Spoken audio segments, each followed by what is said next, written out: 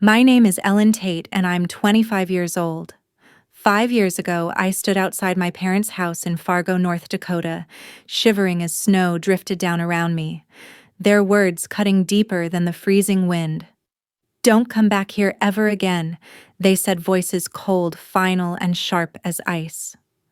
I was 20 then, in love with a man they despised. That night, I walked away, my boots crunching through the snow, my heart pounding with betrayal.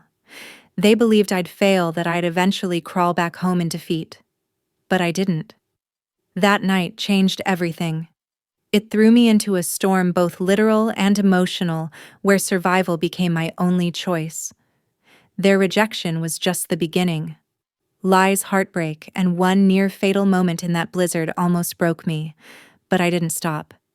Now, 5 years later, they wish they had never spoken those words. Stay with me, and I'll tell you how I turned their rejection into my greatest strength, and how they paid the price for pushing me away. If you've ever been betrayed by your own family, share your story too. Growing up in Fargo, I always felt like I was living in my sister Teresa's shadow. My parents, Patricia and Harold Neal, ran our modest middle-class home like it was a stage for their ambitions. Mom, sharp-tongued and endlessly demanding, expected me to earn a degree from a prestigious university and marry someone who fit her vision of success, a doctor, a lawyer, someone with a title. Dad, quieter but just as firm, stood behind her with silent approval, his nod sealing every word she said. Their dream was simple, a daughter they could brag about at church and neighborhood gatherings. But I wasn't that daughter. I was Ellen, the one who never quite fit their mold. My sister Teresa was everything they wanted. At 30, she had a law degree, a corner office at a respected firm, and a fiancé who checked every box on Mom's list. Teresa's got her head on straight, Mom would say, her voice glowing with pride, while I sat across the table, 18 and invisible. Teresa's success hung over me like a shadow I could never escape. Every A- I brought home was met with, "Your sister never settled for less than perfect." I'd clench my jaw staring at my plate, wishing I could disappear. Then Dad would add, "You need to focus, Ellen," as if I wasn't already trying. Their words carved a hollow space inside me, a quiet ache that reminded me again and again that I would never be enough. High school was my rebellion. I'd slip out to local hangouts, cafes, record stores, anywhere I could breathe without their judgment. That's where I met David Reed. He was 25, a mechanic with calloused hands and a quiet confidence that drew me in. David worked at an auto shop on the edge of town, fixing engines and talking about his dream of owning his own business. He wasn't the kind of man my parents had imagined for me. No college degree, no polished manners, but he made me feel alive. We'd sit in his truck parked by the Red River, sharing stories about our lives. With David, I wasn't competing with Teresa. I could just be me. When I told Mom about David, her face turned to stone. "A mechanic," she said, her voice slicing through the air. "You're meant for better than that." Dad didn't say much, but his frown said enough. They started dragging me to dinners with Teresa and her fiancé, pointing out how secure her life was, how I should aim for that. I tried to defend David, telling them he had plans, ambition, but Mom cut me off. "He's beneath you." She snapped, her eyes cold. My face burned as I argued back, my voice trembling with frustration, but it was useless. To them, David was nothing more than a mistake, a detour from their perfect vision of my future. Teresa tried to play peacemaker, but it never went far. "They just want what's best," she'd tell me in private, her tone soft but detached. She'd spent years earning their approval, and I knew she didn't want to risk it. So I was on my own, caught between their expectations and what I felt with David. He became my refuge. After my shifts at a downtown diner, we'd meet up and talk late into the night, dreaming about a life free from their rules. I started staying out later, dodging Mom's lectures and ignoring Dad's weary sighs. The more time I spent with David, the further I drifted from home. But the tension kept building.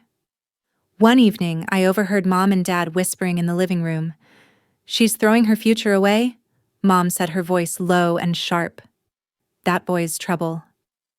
Dad murmured something about discipline, his words too soft to catch.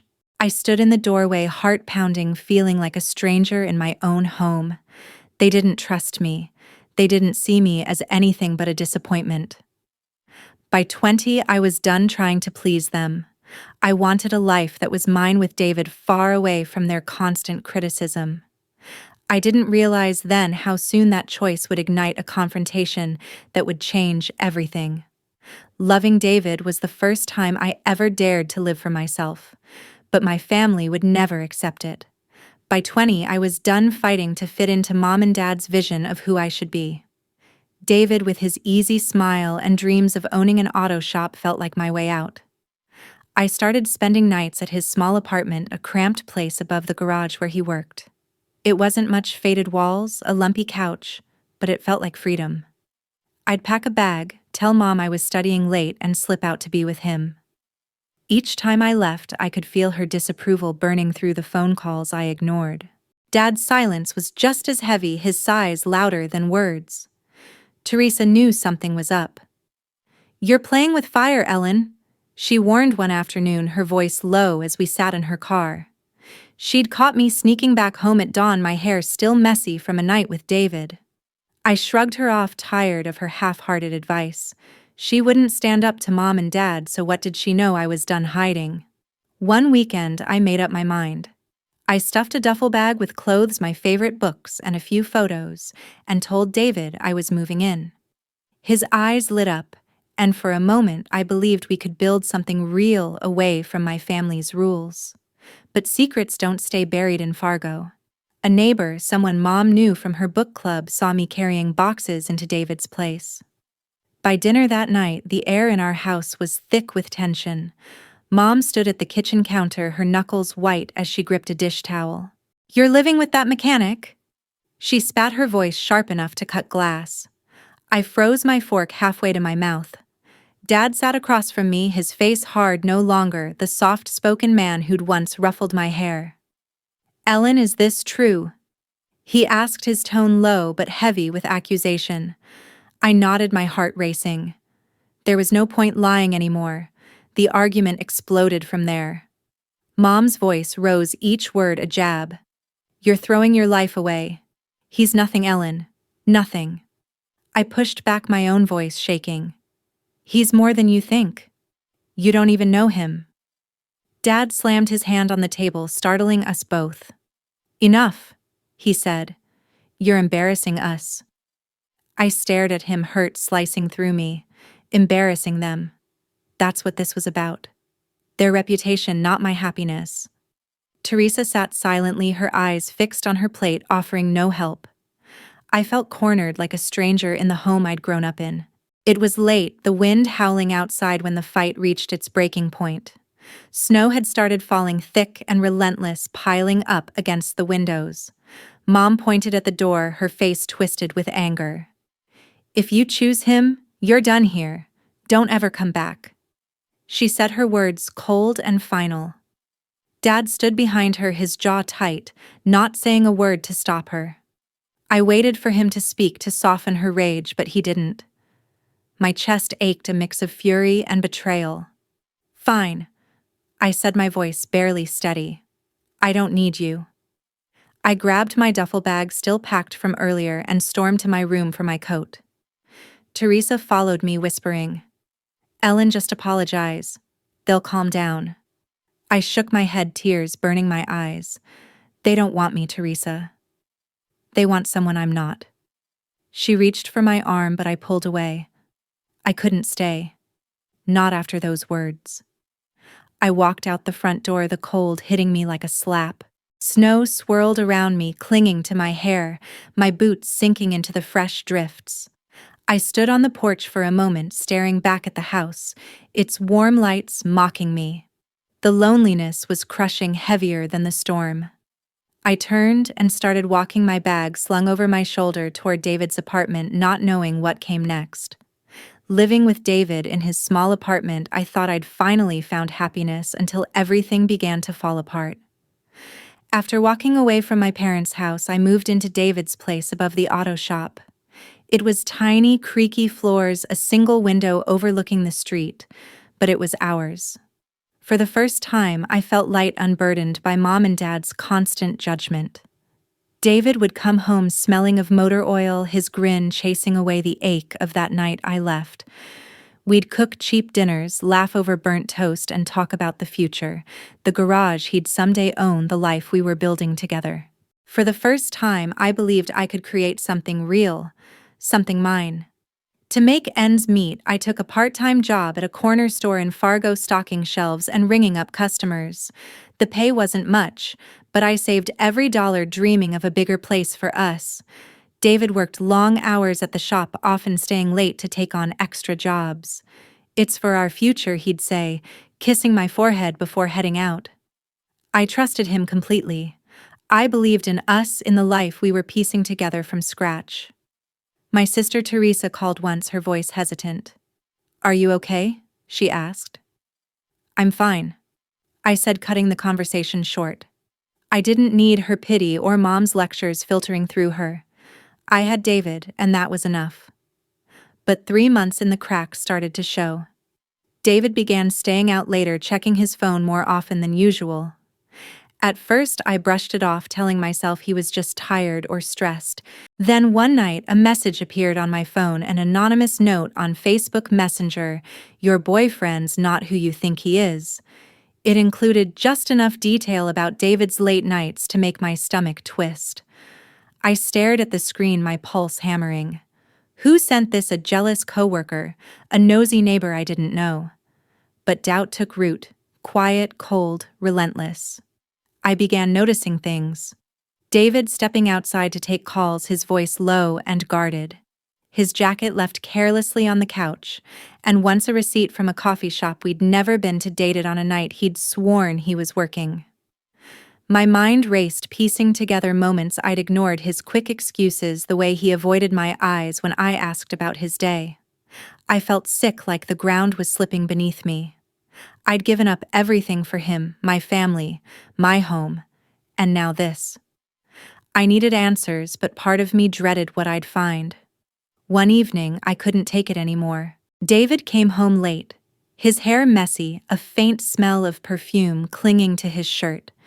I stood in the kitchen, arms crossed, my voice steady despite the shaking inside. "Who were you with tonight?" I asked. His eyes flickered with surprise, but he laughed it off.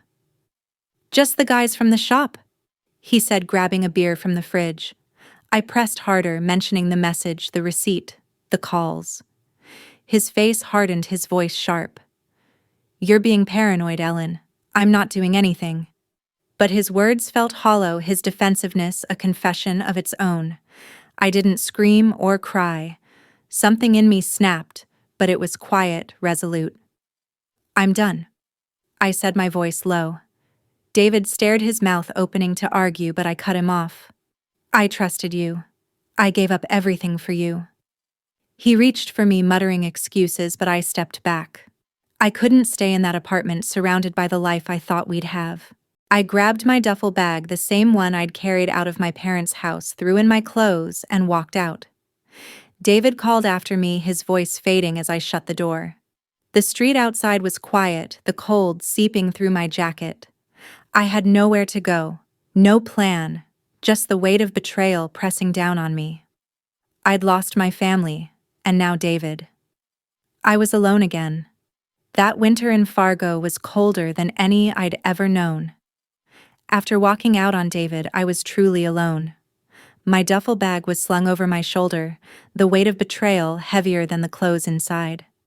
I had no home, no family, no plan. The streets were slick with ice, wind howling as snow buried the sidewalks. I needed a place to stay, somewhere to rebuild, but my savings from the corner store were meager. I trudged through the storm, my breath fogging the air, aiming for a cheap motel I'd heard about downtown. Each step felt heavier, the cold seeping into my bones, my mind racing with questions. Where would I go? How would I survive? The motel was farther than I thought. By the time I reached the bus depot on Main Avenue, the storm had worsened, reducing visibility to nothing.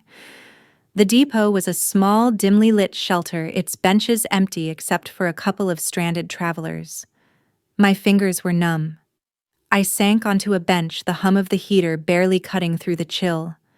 I only had enough money left to rent a motel room for a few days after paying for food and bus fare. My options were running out and panic crept in sharp and unyielding. I'd left my parents' house, walked away from David, and now I was stuck with nowhere to turn. Desperate, I pulled out my phone, my hands shaking as I dialed my parents' number, the screen's dim light flickering in the dark. Maybe they'd softened. Maybe they'd let me come home just for a night. Mom answered, her voice clipped. "What do you want, Ellen?" I swallowed my throat tight. "I'm stuck, Mom. It's bad out here. Can I?" She cut me off. "Don't come back here. You made your choice." Her words echoed the night they'd kicked me out, each syllable a fresh wound. I tried Dad next, hoping he'd be kinder. "Ellen, you heard your mother?" He said, his tone flat. "Don't call again." The call ended and I stared at the phone, the cold screen mocking me, feeling smaller than ever.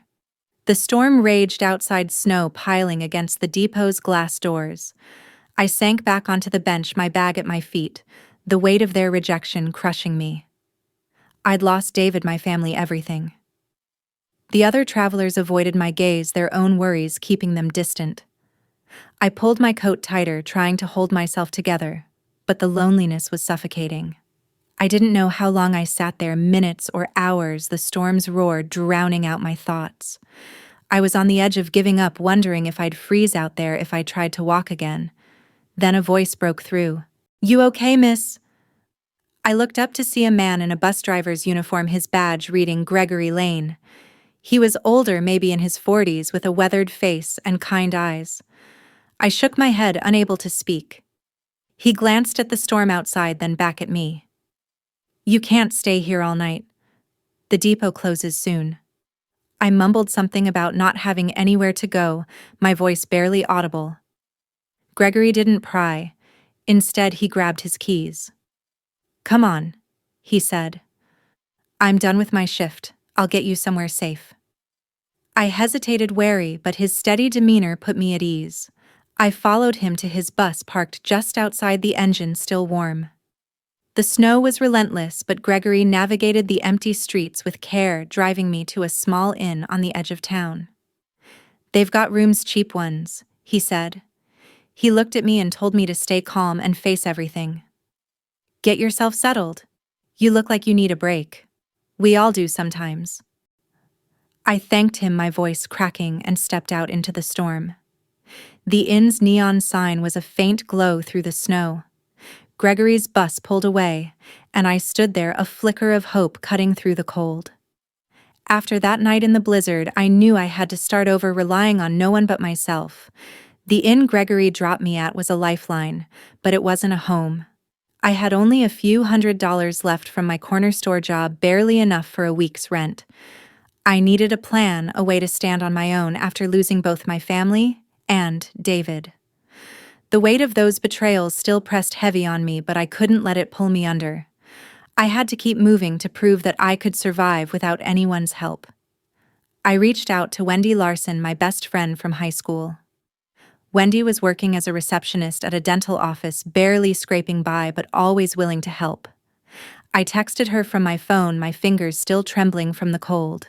"Ellen, where are you?" She replied, her worry clear even through the screen. I told her everything: my parents' rejection, David's betrayal, the storm. She didn't hesitate. "Come to my place," she texted back. "We'll figure it out." By the next day, I was at her apartment, a cozy one-bedroom filled with secondhand furniture and the faint smell of coffee. Wendy handed me a steaming mug and a folded wad of cash, maybe $200. "It's not much, but it's yours," she said. I tried to refuse, but she pushed it into my hands, her eyes fierce. "You're not alone." "Okay." With Wendy's help, I found a tiny studio apartment on the edge of Fargo, cramped with peeling paint and a leaky faucet, but it was mine. The rent devoured most of my savings, so I kept my job at the corner store, picking up every extra shift I could. The work was grueling, long hours, rude customers, but it kept me afloat. Wendy stopped by, often bringing takeout or dragging me to a diner when I looked too worn out. "You're tougher than you think," she'd say, her smile pulling me back from the edge. Her belief in me was a spark, something small, but powerful enough to keep me going when doubt crept in. Still, I wanted more than just survival. I'd always been good with numbers, so I enrolled in an evening accounting course at the local community college. Balancing work and study wasn't easy, but the classes gave me purpose. I'd sit in the library after lectures, poring over textbooks, imagining a future where I didn't have to count every penny. One night, my instructor, a stern woman with a sharp mind and a rare kindness, paused as she handed back my graded quiz. "You've got potential, Ellen," she said, offering a small, genuine smile. Those words stuck with me, a quiet reminder that I could be more than my parents' disappointment, more than David's cast-off. Then Teresa reached out.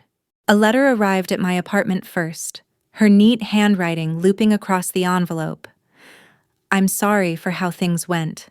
She wrote the words careful but sincere.